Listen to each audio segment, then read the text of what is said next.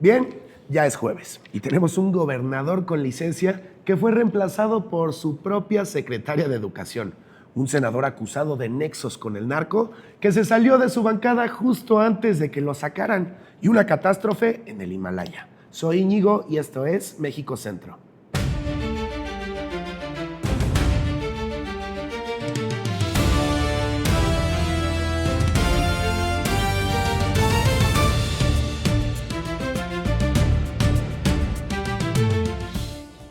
El Congreso de Sinaloa designó a Graciela Domínguez Nava como gobernadora interina. 31 votos a favor, 6 en contra. Rindió protesta ante el presidente de la mesa directiva y estará al frente del Ejecutivo hasta el 31 de octubre de 2027. Domínguez Nava es licenciada en Sociología, viene de movimientos sociales de pescadores y ganó su distrito federal con 71.24% de los votos. No tiene un solo señalamiento en su contra y la presidenta Sheinbaum la respaldó desde la mañanera, a pesar de no conocerla personalmente. Y ese es el tipo de endorsement que uno atesora. El renglón que importa en su currículum es este. En noviembre de 2021, Rubén Rocha Moya la nombró titular de la Secretaría de Educación Pública y Cultura de Sinaloa. Ese Rubén Rocha Moya, el que acaba de pedir licencia bajo una nube de señalamientos federales, y la secretaria de Educación, nombrada por él, ahora ocupa su silla. La transición ya ocurrió, solo falta ver hacia dónde transicionan.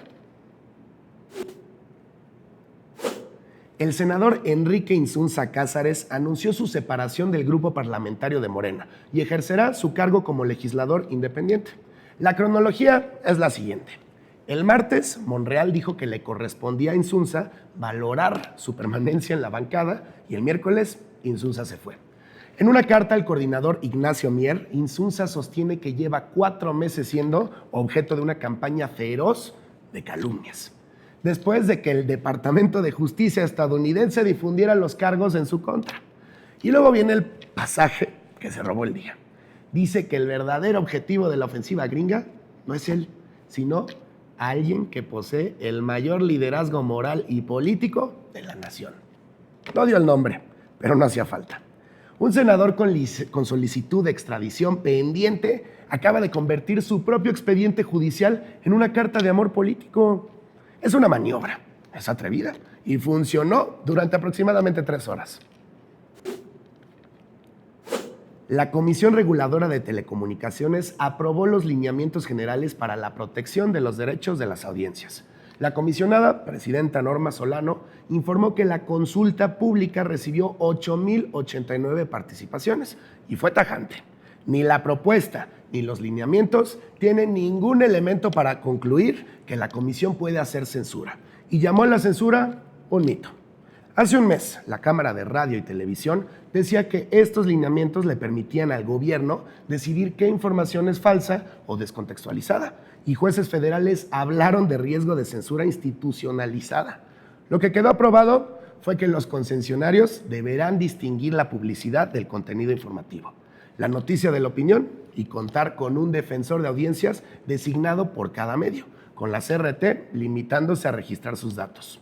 El apartado de sanciones, con multas de entre 0.1 y 1% de los ingresos, alarmaron a la industria, pero fueron revisadas. La industria negoció, se fue tranquila y declaró victoria. Una investigación de Reforma documentó que la gobernadora de Quintana Roo, Mara Lezama, realizó 97 vuelos privados desde su etapa como presidenta municipal de Cancún hasta hoy, con 119 movimientos de entrada y salida del país. Los aviones son de alta gama. Un Learjet 31A, un Gulfstream G200 y un Hawker 750, cuyo costo por hora de vuelo ronda los $6,000. Hagamos la matemática que el reportaje ya hizo, pero vale repetirla con calma. Un viaje a Vail, Colorado, uno de sus destinos más frecuentes, cuesta alrededor de 812,000 pesos en ese Gulfstream. El salario mensual de la gobernadora, según la Plataforma Nacional de Transparencia, es de 102,598 pesos. Así es que pagar ese vuelo significa 8 meses de sueldo sin comer y sin gastar en nada más.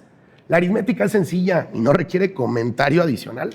Lezama respondió en redes, reconoció los viajes, negó que fueran 97, negó financiamiento público y dijo que combinó su función pública con el rol de madre. También dijo que es totalmente falsa la información de que viajó con el senador Eugenio Gino Segura, su exoficial mayor en Cancún, exsecretario de Finanzas del gobierno estatal y hoy precandidato al gobierno del estado. Pero Reforma documentó que en al menos 35 vuelos, Lezama viajó acompañada de su familia y de Segura. La presidenta Sheinbaum le pidió públicamente que aclare quién pagó los traslados y bajo qué condiciones. Nadie ha probado que fue dinero público, pero alguien pagó esos viajes. Y en la política mexicana, la pregunta interesante nunca es cuánto costó el boleto, sino quién compró el asiento de al lado. A casi 10 meses del asesinato de Carlos Manzo en la Plaza Morelos de Uruapan, el 1 de noviembre de 2025, frente a cientos de personas, la conversación pública ya no es sobre quién dio la orden, es entre su viuda y su hermano. Juan Manzo, hermano del edil asesinado y ex subsecretario de Gobierno de Michoacán, acusó a la alcaldesa Grecia Quirós de obstaculizar las investigaciones. Señaló que el ayuntamiento estaría financiando la defensa de los escoltas detenidos por el crimen. Destacó irregularidades en el destino del teléfono celular de su hermano y anunció que pedirá a la Fiscalía General de la República atraer el caso. Quirós respondió con la misma fórmula que usa desde enero: guerra sucia, que los ataques buscan desprestigiar su gobierno, que se intensificarán conforme se acerquen los tiempos electorales. Y ahí está el dato que complica todo. Quirós es hoy aspirante a la gubernatura de Michoacán en 2027. Su cuñado la acusa. Ella responde. Los dos llevan meses denunciando por separado que la investigación tiene inconsistencias y en eso, curiosamente, coinciden. La Fiscalía General de Justicia de la Ciudad de México detuvo ayer a Edgar N. y David N., señalados de cobrar aspirantes para suplantarlos en el examen en línea de ingreso a la licenciatura de la UNAM.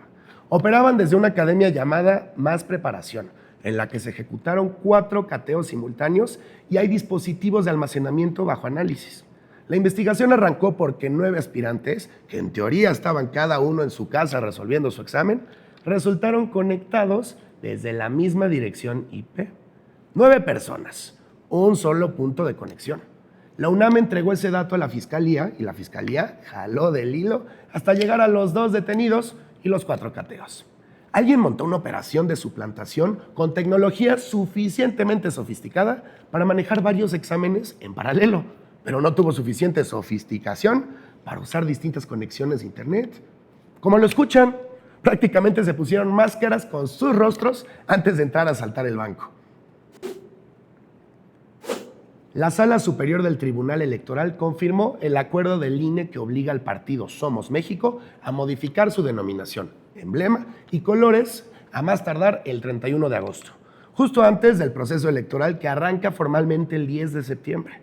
El razonamiento central del tribunal fue que, aunque existen diferencias con otros partidos, en la percepción rápida del electorado durante una campaña, las coincidencias adquieren relevancia y pueden propiciar confusiones.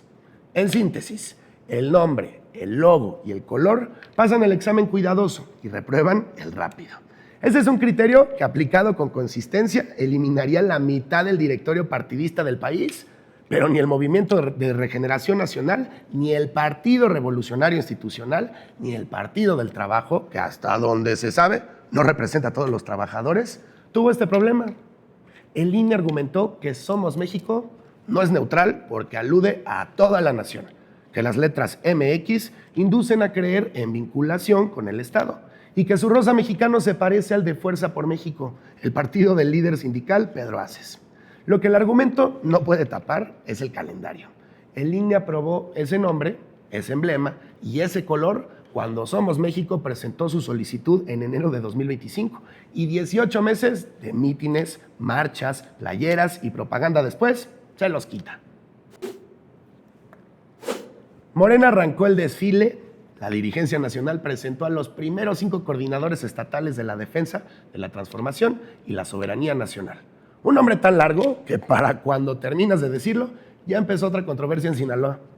Los nombres: Nora Rubalcaba en Aguascalientes, que compite por 4ª vez por esa gubernatura; Pablo Gutiérrez Lazarus en Campeche, 3 veces presidente municipal de la Ciudad del Carmen, Rosa María Vallardo en Colima, Imelda Castro en Sinaloa y Santiago Nieto, ex jefe de la Unidad de Inteligencia Financiera en Querétaro, designado en conjunto por Morena y el PT.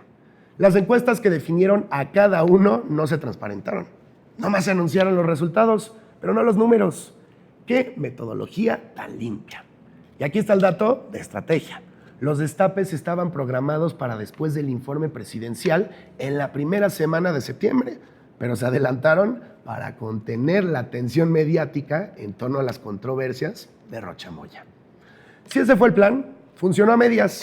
El mismo día que Morena destapaba a su coordinadora en Sinaloa, el senador Insunza se salía de la bancada. Adelantaron el cortafuegos y se les prendió el jardín. El Departamento de Estado de Estados Unidos confirmó que pausó temporalmente todas las citas para visas de inmigrante en sus embajadas y consulados de todo el mundo. La medida arrancó el lunes y no hay fecha de reanudación. Hay un matiz que hay que aclarar. La pausa es a visas de inmigrante, no a las de turista. El motivo oficial es una capacitación global de funcionarios consulares sobre el criterio de carga pública. Es decir, entrenar a los cónsules para identificar y descartar a quienes podrían llegar a depender de beneficios públicos estadounidenses. La evaluación considera edad, salud, situación familiar, recursos financieros, educación y habilidades. Y así, un funcionario con entrenamiento express predice tu futuro económico en otro país. Para México, la traducción es directa. El consulado de la Ciudad de México es uno de los de mayor demanda del sistema y miles de familiares que llevan años esperando su cita van a esperar más. Cuando llegue la cita, la vara será más alta y el funcionario que la aplique lo hará con una bola de cristal sobre el escritorio. La mañana de ayer, una crecida repentina del río Botekoshi en la frontera entre Nepal y el Tíbet chino arrasó localidades enteras en los distritos de Rasuwa y Nuwakot, al norte de Katmandú. Un torrente de lodo y escombros sepultó edificios, mercados, carreteras y proyectos hidroeléctricos. Y el balance hasta hoy van al menos 160 muertos con 157 cuerpos ya recuperados. Hay una cifra que mantiene todo en suspenso. 384 turistas siguen sin ser localizados. De ellos, 291 son extranjeros y 93 son nepalíes. El ejército ha rescatado al menos a 114 personas, pero su vocero advirtió que los helicópteros no pueden aterrizar hasta que bajen las aguas, así es que la búsqueda, en ese sentido, apenas empieza. La causa aún no está confirmada, pero la hipótesis principal de los científicos apunta a una avalancha de hielo sobre el río Lende. El año pasado, una crecida mortal en ese mismo río se atribuyó al vaciamiento de un lago glaciar. El gobierno declaró zona de desastre por 3 meses y del lado chino, Xi Jinping ordenó una operación de rescate a gran escala. El martes murió Dolly Parton en el Centro Oncológico Vanderbilt Ingram de Nashville, Tennessee, a los 80 años, tras una breve batalla contra el cáncer. Su familia lo anunció con un video en redes con un comunicado que afirma que murió en paz. Dolly nació el 19 de enero de 1946 en Locust Ridge, en las grandes montañas humeantes. Fue la cuarta de 2 hermanos de una familia campesina tan pobre que su padre le pagó al médico del parto con un costal de avena. Vendió más de 160 millones de discos en 6 décadas.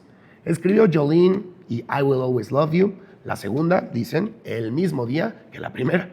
Protagonizó 9 to 5 junto a Jane Fonda y Lily Tomlin y su fundación, la Imagination Library, ha regalado más de 250 millones de libros a niños en 5 países. Un costal de avena en el principio, 250 millones de libros en el final. Esa línea recta es toda su historia. Hoy aprendimos que en Sinaloa la transición de poder puede ser ordenada, pero invisible. Que un senador puede renunciar a su bancada por convicción personal, que 9 exámenes conectados desde una sola dirección son técnicamente demasiados, que un partido puede operar 18 meses con un hombre y tener 5 días para cambiarlo, y que un vuelo a Vail en Gulfstream equivale a 8 meses de sueldo gubernamental. Nos vemos el lunes, soy Íñigo y esto fue México Centro.